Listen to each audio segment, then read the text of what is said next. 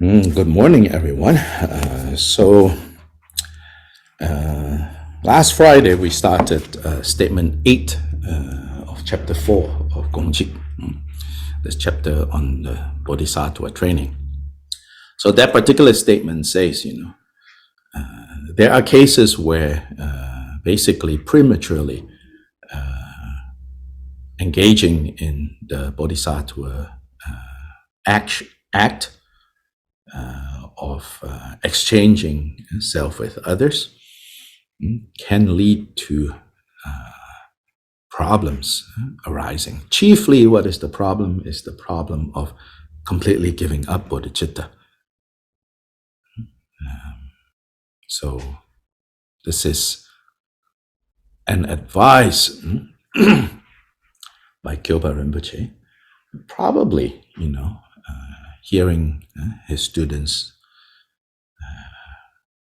kind of maybe overconfidence, become a little proud and say, oh, as bodhisattvas, we have to do this, we have to do that, As bodhisattvas, we have to be willing to die for others. As bodhisattvas, we have to be willing to, take other people's suffering. And that's, Kyobpa Rinpoche says, there are many cases recorded in the sutras where the Buddha taught of individuals who prematurely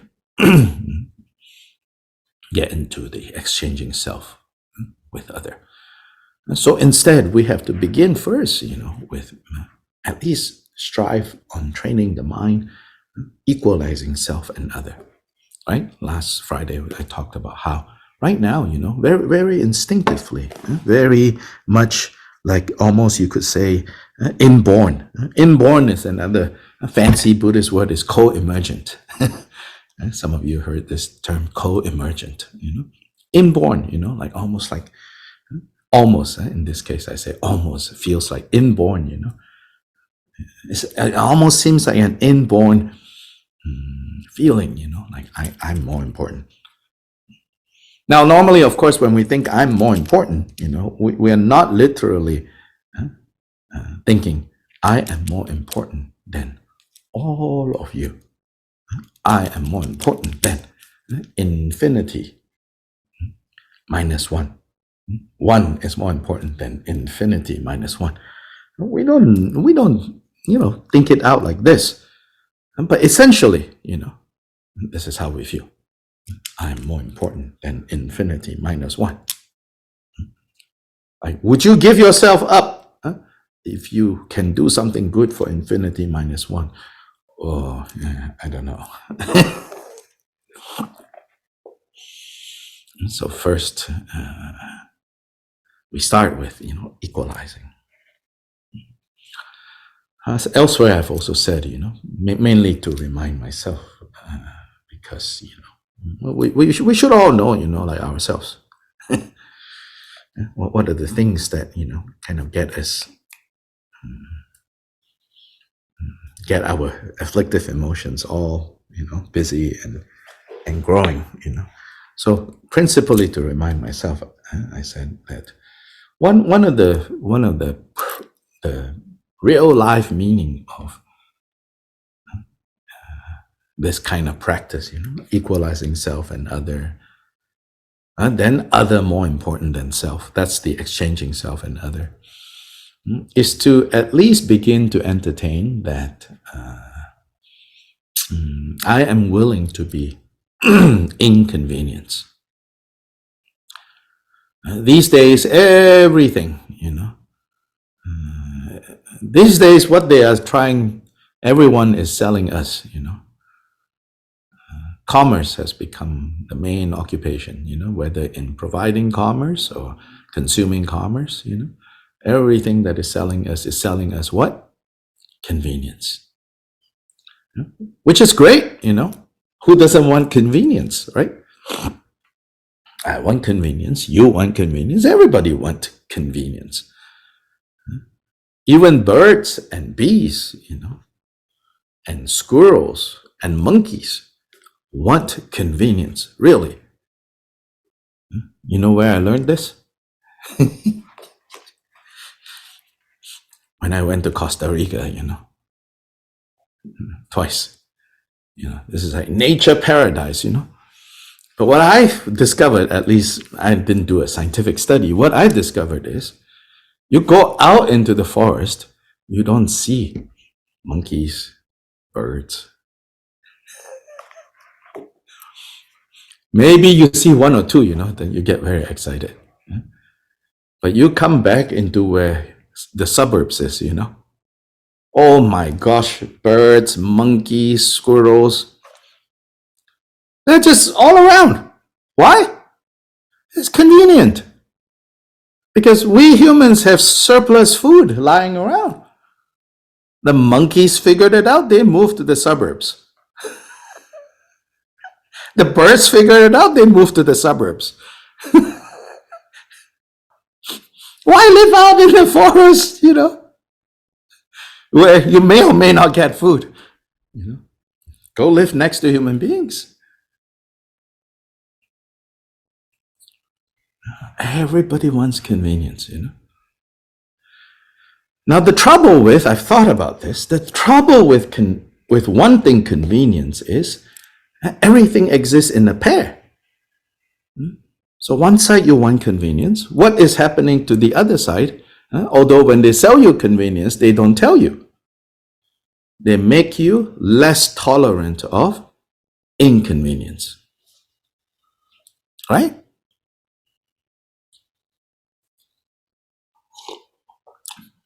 Then, this intolerance of inconvenience begins to grow. And grow and grow. And what does the growing of an intolerance on inconvenience can also feed? Feeds self-grasping. And so we have lesser and lesser, at least I have lesser and lesser, left to my own devices, letting the mental defilements take over. If I don't work on, counteracting mental defilements, I have less and less tolerance for being inconvenienced.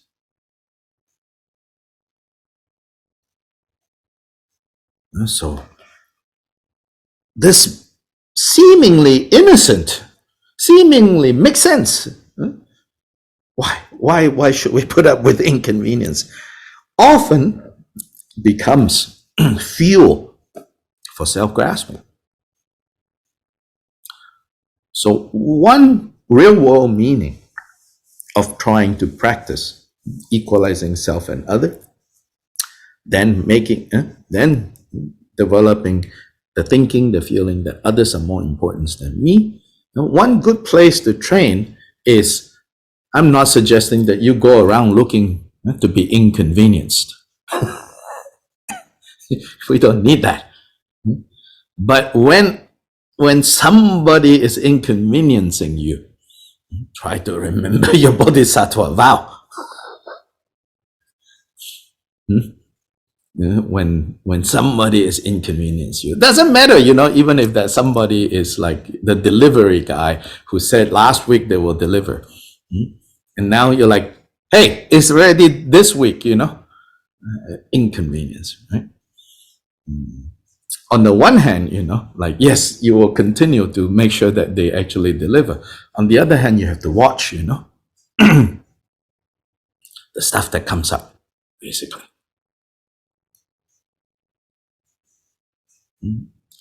The stuff that comes up, when we are being inconvenienced, and then we can see, okay, still a bit of work to put in before, exchanging self and other. So Khenpo Kunpal's commentary here. When one is a beginner bodhisattva, it is like a precious medicine tree that one needs to protect and cultivate while it is not yet the time to cut it. So let's say you have a medicinal tree, and every leaf of this tree can heal all kinds of ailments. So while it's still a very weak tree, it just grew up, sprouted, have a few leaves. Yes, you may feel like you want to pluck it, and help the 3 people that need this leaf right now.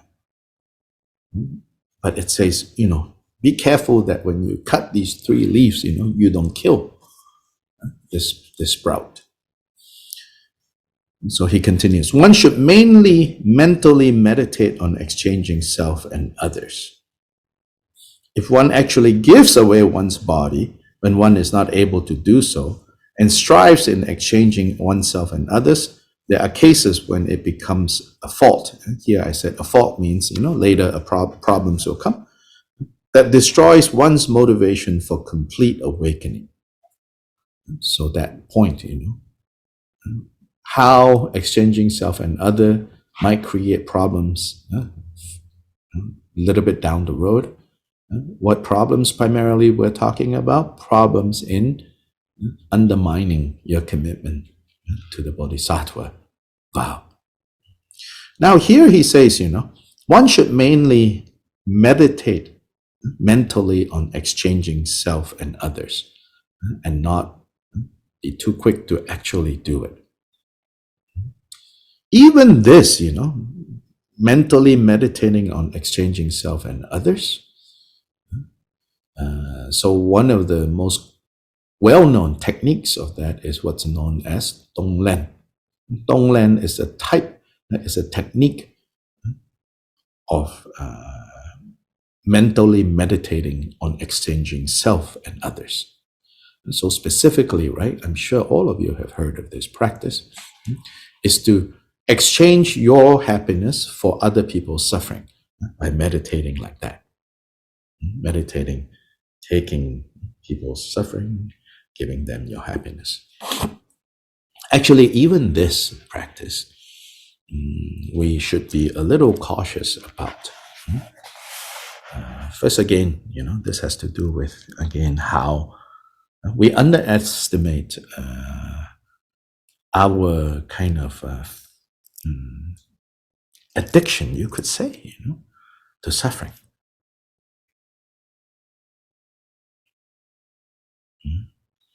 So that when we take, meditate on taking other people's suffering, a lot of times when we lack the wisdom realization of the emptiness of suffering, then we breathe in all the suffering. Then on the other hand,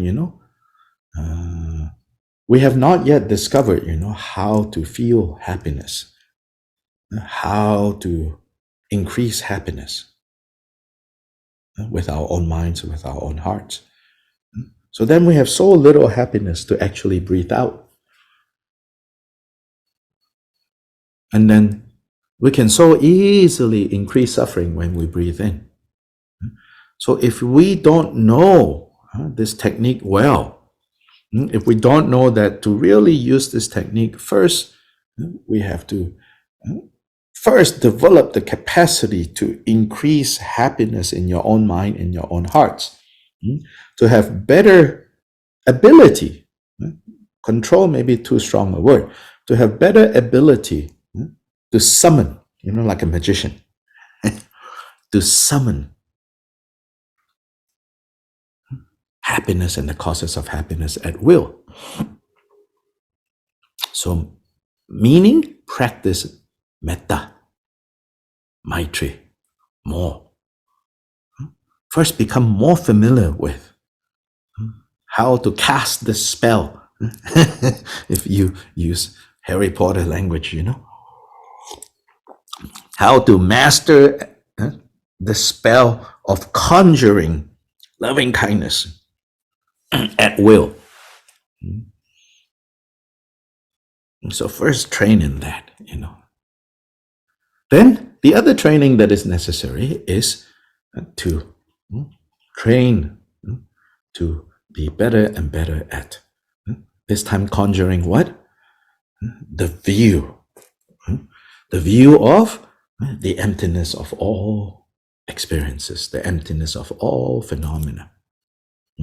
Empty doesn't mean not there. Empty means not there in the way you think it's there. That means not there in the way that you think that it is solidly there. So then even suffering and threats and dangers, even when you come close to them, they cannot harm you because you're not so easily hooked. You see, you understand the illusory nature of suffering.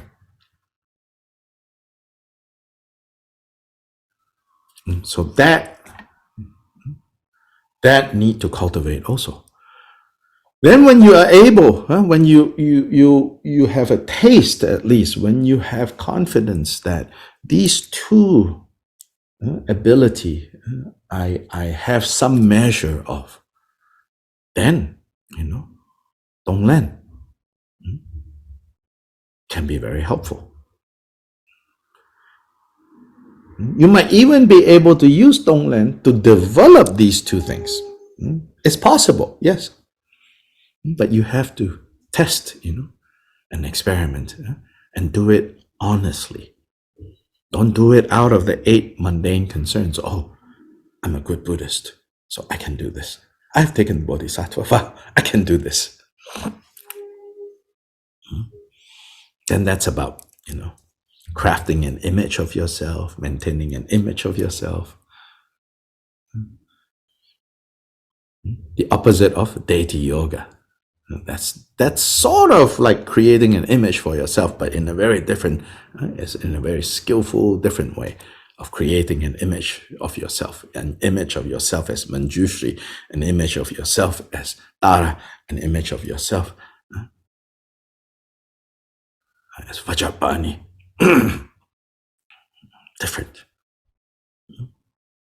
Different from like what we say, keeping up appearances, pretending to be something that you're not.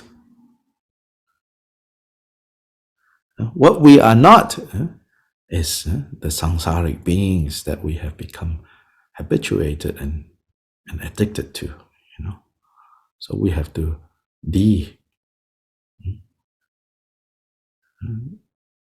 unentangle that. How do we unentangle that? Well, one of the profound practices in our particular path is the cultivating of what they call the pride, or the identity of the deity, the deity yoga. So instead of identifying with this set of 5 aggregates as I, we identify with deity. So anyway, coming back here, he gives an example. He says, it is like when Shariputra gave away his eye. So we all know that story, right? Shariputra, many lifetimes ago, gave away his eye, thinking that this guy without an eye who asked for his eye can use the eye to like restore his sight, or at least have sight in one of his eyes. Instead, this guy threw the freshly dug out eye that Shariputra gave, and smashed it with his foot, right? A very violent story.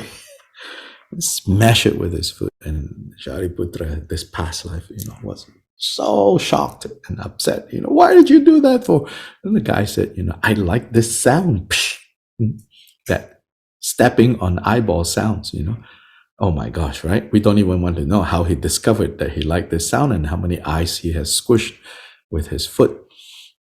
But and so this is a story that Khenpo Kunpal is referencing here. And then in the sutra, it says, for example, although a beautiful medicine tree gives usable roots, seeds, and so forth, one should protect it from untimely use. The accomplishment of complete Buddhahood is like that medicine tree. Much less violent image here. The idea of nurturing your Bodhi tree and not prematurely harming, injuring this Bodhi tree. Shantideva said, give everything except for the 3 Dharma robes. The body that practices the sacred Dharma should not be harmed for insignificant purposes. If you act like that, you will quickly fulfill the wishes of sentient beings. As long as your compassionate motivation is impure, do not give this body. Surely in this and later lives as well, give it for the reason of accomplishing a great purpose. So Shantideva said in the Bodhicayyavatara, give everything. You can give everything except for the 3 Dharma robes. And this is addressed to monks and nuns, meaning don't give away the thing that will cover your body. And this, the meaning of this is that to protect the body that practices the sacred Dharma should not be harmed for insignificant purposes. So what are insignificant purposes these days? What are the ways that we harm our body for useless, insignificant purposes? Staying up all night, watching Netflix. That's insignificantly harming the body.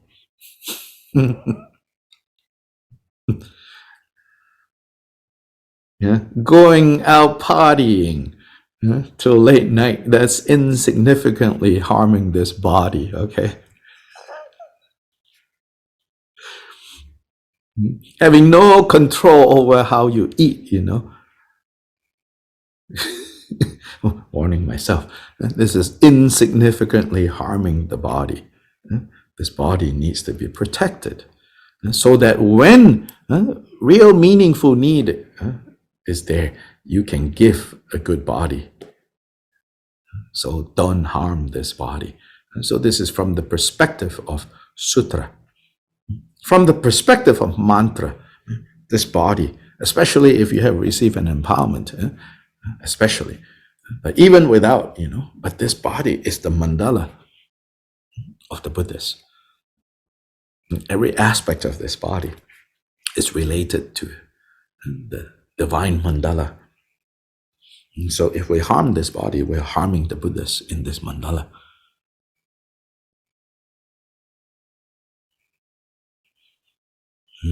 So we have to take note, And then we cannot, misread great stories like Milarepa. Oh, Milarepa, didn't care about his body. He's at such an advanced level that how can we compare with him?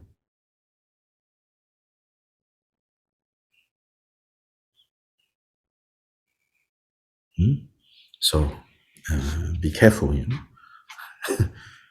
Here, one needs to understand that with the words cases, Jigten Sumgon did not say that exchanging self and others becomes a fault at all times.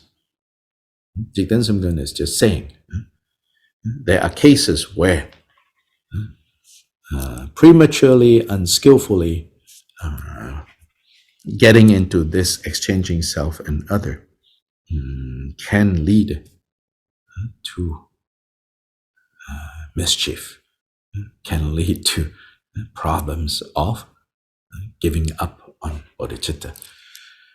Then, of course, last week I also talked about there's another side of this, right?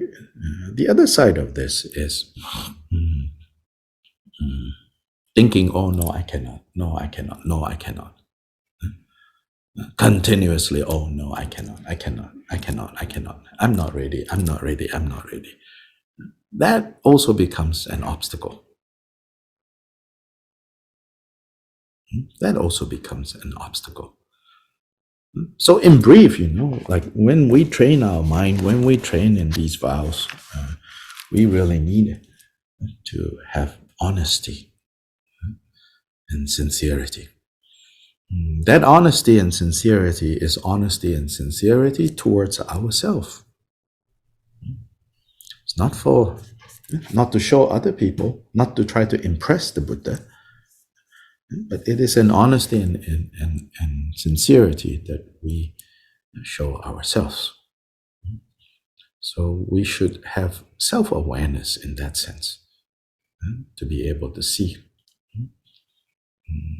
all the different motivations that are involved whenever we choose to do something or not to do something, and to be able to see how complex these motivations are, and then to make a commitment to begin to polish our motivations, so that more and more our motivations for doing or not doing something comes from the bodhicitta vow as the guiding principle. Right now, anything we choose to do or not do is based on a very complex mix of motivations. But we often don't recognize the complexity. Most of the time, we don't even think about motivation. So that's the first problem. The second problem, when we think about motivation, we are quite imprecise. We think, oh, this is a good motivation. Oh, this is a bad motivation. But actually, whatever we choose to do or don't do, it's often a combination of a very mixed bag of motivations. Which is not to say, you got it wrong. It's just our condition. So then when we take the bodhisattva vow, when we say, I'm going to train, to refine myself, essentially what we're talking about is to refine these motivations, to begin to take out more and more, take out those motivations that are based on the 8 mundane concerns. Begin to purify. That's the meaning.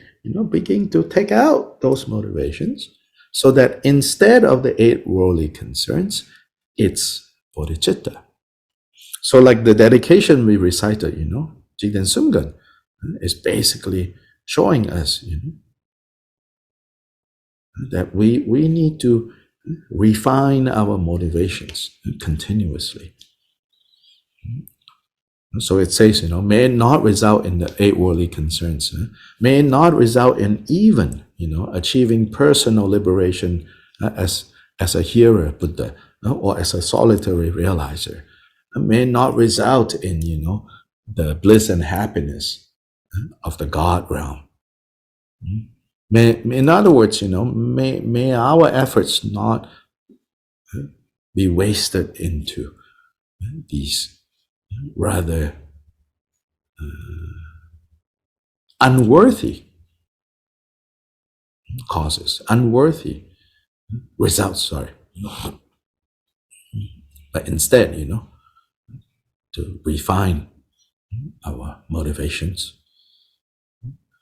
And in refining these motivations, again, it's not accomplished by obsessively, kind of always having a mental chatter going on. Well, is it right motivation? Is it wrong motivation? Also not like that. Also not like that. You cannot think your way out of confusion. You cannot think your way to enlightenment either. So then what do you train? You train in presence of mind, being present. And then with this presence of mind, right, being present, you train in letting this presence of mind be vast. It has a quality of vastness, spacious, open.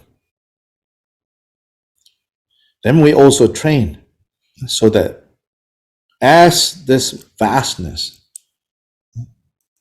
expands, the sharpness, the presence is not compromised.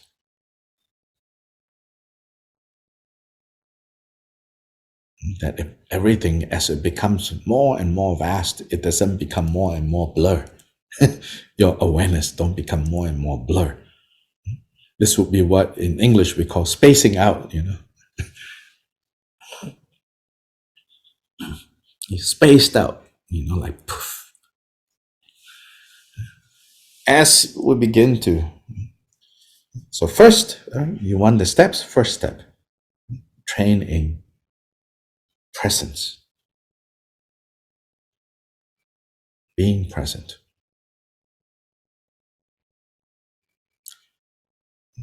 Develop the ability to be present. So like a magic skill, conjure up presence. Then that presence, once you are able to bring presence, be present at will, then you can next step develop space for this presence. So that this presence is not a limited presence. It becomes more and more spacious. It becomes more and more vast. Then, while that is going on, the third thing you can train is, in letting it become vast, also let it be clear and crisp. Like a crisp, like weather-wise crisp. Very thin, the air is really clear. So your presence have to be sharp. That's we want to talk about Mahamudra, we don't want to talk about Dzogchen, all of that. The basis, the basic elements of what we are doing when we train in Mahamudra, Dzogchen, all of that is based on these qualities of the mind. We say these are natural qualities of the mind. That's how we refine motivations, Not by obsessively, going through. Did I do this with right motivation? Is it wrong motivation? What did I do? I should do this, I should do that. Well, actually, is it really that? Do I really, was I really motivated by the right thing or the wrong thing? Or maybe not that kind of mental chatter.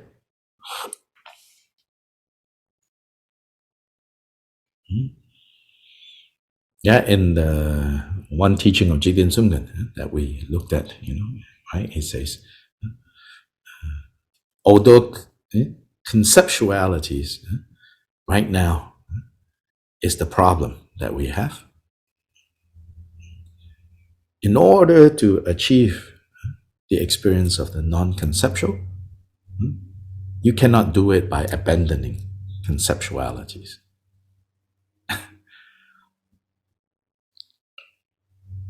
You cannot achieve, the non-conceptual by relating to conceptual thoughts, discursive thoughts, conceptualities as an enemy. Instead, it says, see how they are most kind. See how they are your best teacher. See how, in other words, work with them.